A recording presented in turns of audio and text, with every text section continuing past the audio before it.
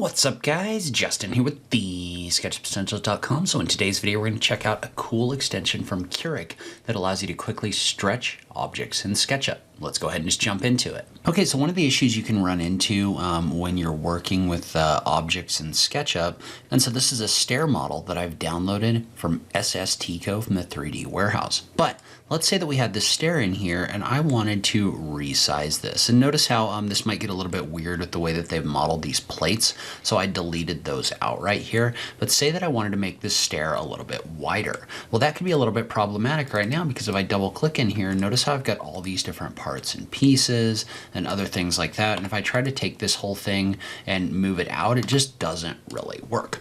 Now, luckily there's an extension from Curic that gives us the ability to pick all of this up, called Curic Stretch. And so Curic Stretch is an extension you can download from Curic's website, and I'll link to it in the notes down below. This is a paid extension. It's a $15 extension, but basically what it does is it allows you to pick up different things inside of your model and use them to stretch your model. So for this stair, for example, let's say that I wanted to stretch this out. Instead of having to come in here and change each one of these manually, there's a function in here, the select tool, that allows me to select objects inside of SketchUp by dragging a box around them. So in this case, right, notice how when I drag across this, what this is going to do is this is going to pick up not only the vertices in here or the geometry, but it's also going to recognize and pick up those groups and components. So see how those are all selected? And it shows me in this little window right here that it has edges and faces and instances all selected. You can also visually see that right here. But now, if I was to single click and move my mouse, notice what it's going to do is it's going to stretch this out by moving all of those entities together. Now that's powerful because it means that I don't have to make separate changes for the groups from the actual geometry, other things like that. I can just move them all at once.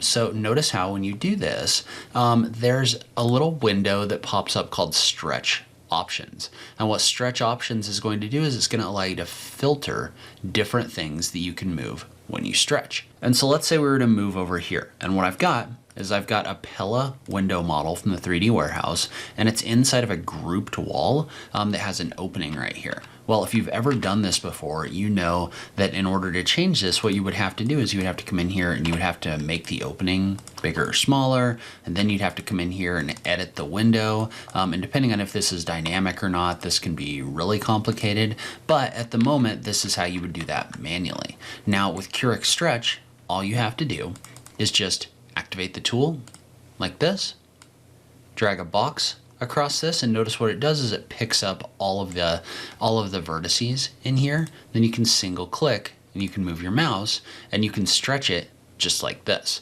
So that's kind of the power of this particular tool, is not only is it picking up the vertices in my window, it's also picking up the vertices in my opening as well, making it really easy for me to resize this window.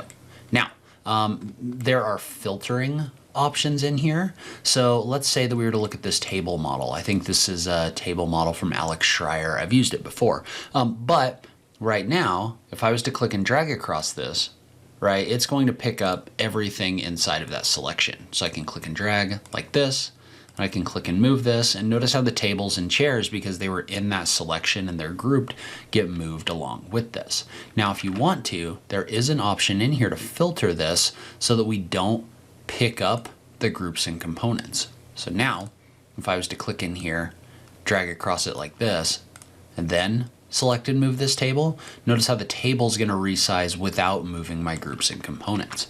And so alternatively, you could set this the other way. So you could set this where you filter out faces, edges, and vertices, and set it where you only get groups and components like this. Well, now, if I move this, notice how it's only going to move those groups and components in here. So that can be really powerful as well if you don't want to actually resize geometry, you just want to move some objects around in your 3D space. All right, and so one place this can be really valuable is inside of a kitchen, like this Eco Kitchen #2 from Panda Kitchen and Bath, because what this would do is this would give you the ability to stretch. You could basically stretch your whole model if you wanted to, or just little parts and pieces of your cabinet. So let's say, for example, that we wanted to make this whole thing wider. What we could do, and I'm going to make sure to toggle all of these back on, I could just pick up all of this like this, and notice how now, if I do that, I'm able to stretch this whole thing. Now I didn't pick up this image that was in the background, so obviously that didn't get changed. But notice how that stretched this cabinet out, but it also stretched the entire kitchen. So you could use this to stretch everything in here, or you could also use it to stretch little parts and pieces. Another cool thing about this is there's an option over here for box bounds tool. And so what the box bounds tool is going to do is it's actually going to draw a box and only adjust the things inside of that box. So for example, let's say I wanted to pick up this window right here and nothing else. What it's going to do is it's going to let me mouse over something and draw a box like this. Well, notice how when I do that, what that's doing is that's drawing a bounds box in here, and you can only kind of see that like this, but you can see it on this side. Well, notice what this is going to do is this is going to allow me to actually type in a value. So see how it says bound height, and it should probably say bound width, but let's say I typed in a value of like 12 inches or 24 inches. Notice what that's going to do is that's going to adjust the box, and anything that we move or anything inside of that box is going to be what's adjusted. So notice how I can use that in order to quickly move things in walls like this really easily. Now there is an option in here for a face bounds tool. So it's going to select entities inside of some sort of bounds. And so this option I haven't really figured out yet. The face bounds tool, you're going to be able to select an entity and then add a boundary kind of around that like this. So notice how again I could type in a new value. So like 50 inches or 24 inches or something like that. And notice what it's doing is it's picking up the entities that are inside of the bounding box, and you can move those around. So if you do want, I guess that's for things that are within a certain distance of your selection. So that might be useful to you. I definitely find myself using this select tool and then also the box bounds tool the most. All right, so that's where I'm gonna end this video. Leave a comment below. Let me know what you think about Curic Stretch. I'm also gonna link to some other tutorials on Curic's extensions on this page as well. As always, thank you so much for taking the time to watch this, and I'll catch you in the next video. Thanks, guys.